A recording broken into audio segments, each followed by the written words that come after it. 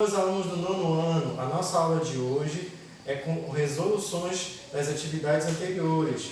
Vamos resolver a atividade em PDF, que tem um assunto de reações nucleares, e da nossa primeira videoaula, que fala sobre funções químicas. Vamos lá?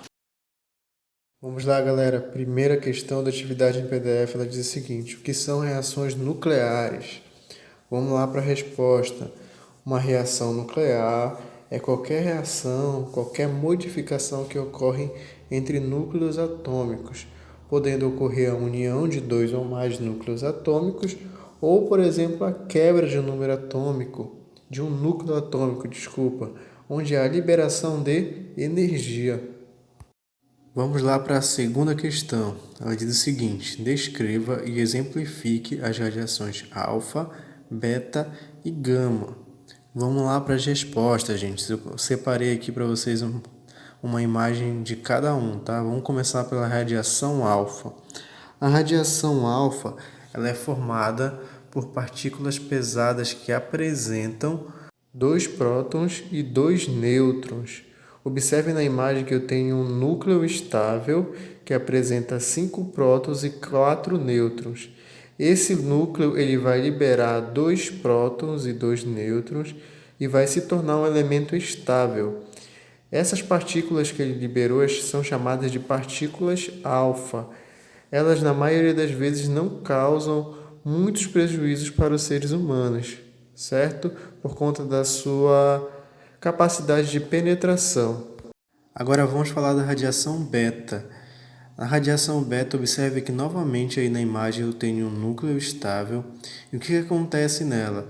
Observem que o nêutron ele vai se transformar em um próton. Quando acontece essa transformação do nêutron se transformar em um próton, ele vai acabar liberando as partículas beta. Agora vamos falar sobre as partículas gama. As partículas gamas, elas são liberadas em formas de ondas eletromagnéticas e são liberadas após as partículas alfa e beta serem liberadas, justamente porque o núcleo continuou estável. Por isso que houve a liberação desse tipo de radiação. E quando nós falamos em relação à penetração em tecidos, a partícula gama é a partícula que mais prejudica o tecido humano e a partícula alfa é a que menos prejudica. Vamos lá, gente, para a terceira questão. Ela diz o seguinte: explique o que é meia-vida no estudo das reações nucleares. Todo átomo ele tem uma capacidade de emitir radiação. E essa capacidade, ela leva um período para ir diminuindo. Então, quando ele diminui essa capacidade, ocorre uma desintegração desse núcleo atômico pela metade. Esse processo é chamado de meia-vida. Vamos lá, gente, para a quarta questão. Ela diz o seguinte: qual a relação da música A Rosa de Hiroshima com o estudo das reações nucleares? Vamos lá para a resposta. Olha só, gente, a primeira bomba nuclear foi utilizada no fim da Segunda Guerra Mundial pelos Estados Unidos e ela foi lançada lá em Hiroshima e Nagasaki. Essa bomba teve diversas consequências, milhares de pessoas morreram e, além disso, por exemplo, diversas pessoas nasceram com problemas depois dessa época. E nós podemos pegar esse pequeno trecho aqui do começo: pensem nas crianças mudas telepáticas. Esse pequeno trecho faz menção a essas crianças que nasceram com problemas hereditários depois dessa bomba nuclear, certo? Quinta questão agora, gente. A quinta questão é apenas um caça-palavras. Então, eu coloquei aqui o caça-palavras para vocês, com todas as palavras grifadas para vocês observarem na casa de vocês, se vocês acertaram ou não, tá bom? Sexta questão, gente. Faça um mapa mental sobre os fenômenos de fissão e fusão nuclear com os conceitos construídos por meio do vídeo e do seu livro. Eu fiz aqui um pequeno esquema, não é bem um mapa conceitual, para a gente observar aqui os principais pontos das reações nucleares do tipo fusão e fissão. Quando eu falo em fusão, eu falo de um fenômeno em que ocorre a união de dois núcleos leves para a formação de um núcleo mais pesado e haverá a liberação de energia. Um exemplo, gente, desse processo é o processo que ocorre lá no Sol, na formação do elemento hélio, tá?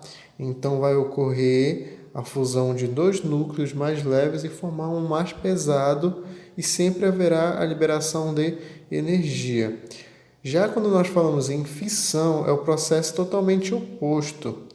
Já ocorre aí nesse processo de fissão a divisão de um núcleo pesado em dois, e quando ocorre isso, há um processo de liberação de energia. Vamos agora para a primeira questão de funções químicas. A primeira pergunta diz o seguinte: o que é uma função química? Gente, uma função química é um grupo de substâncias diferentes que possuem propriedades semelhantes, certo? Propriedades químicas semelhantes. Segunda questão. Fale sobre o grau de dissociação de arrênios. Lembra lá, gente, do grau de dissociação de arrênios. Arrhenius observou o seguinte, que algumas substâncias conduziam corrente elétrica e outras não. Que uma substância, por exemplo, que continha açúcar, ela não gerava energia ou não gerava corrente elétrica. Já uma substância de cloreto de sódio, chamada de NaCl, ela conseguia gerar uma corrente elétrica. Então ele observou que algumas substâncias que realizavam ligações covalentes separavam-se e geravam íons, moléculas carregadas. Não esqueça, gente, que essa substância, tanto de sacarose, que é o açúcar, quanto o de sal de cozinha, que é o NaCl, eles têm que estar em meio aquoso para eles conseguirem se degradar. Terceira questão. Diferencia uma substância ácida de uma substância básica. Dê exemplos. Uma substância ácida, gente, é uma solução ou uma substância que vai liberar em meio aquoso H+. Uma substância básica é aquela substância, aquela solução que vai liberar em meio aquoso OH-. Então aí eu tenho a diferença entre uma substância ácida e uma substância básica. Exemplo de uma substância ácida: o limão, por exemplo, que apresenta ácido cítrico. O limão em meio aquoso ele vai liberar H+. E um exemplo de base é o chamado hidróxido de sódio, que vai liberar em meio aquoso OH-.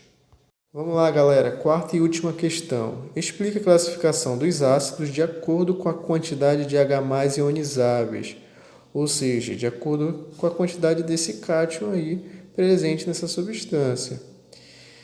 Se tenho um hidrogênio ionizável, eu chamo de monoácido. Se eu tenho dois hidrogênios ionizáveis, eu chamo de diácidos. Se eu tenho 3 hidrogênios ionizáveis, eu chamo de triácidos. E se eu tenho 4 hidrogênios ionizáveis, eu chamo de tetrácido. Isso mesmo, gente. Muito bom. É essa a nossa aula de hoje, tá? Qualquer dúvida, mandem mensagem lá no e-mail da escola que eu vou responder para vocês. Ou deixem aqui nos comentários, tá? Que quando eu olhar, eu respondo para vocês. Até mais, fiquem com Deus.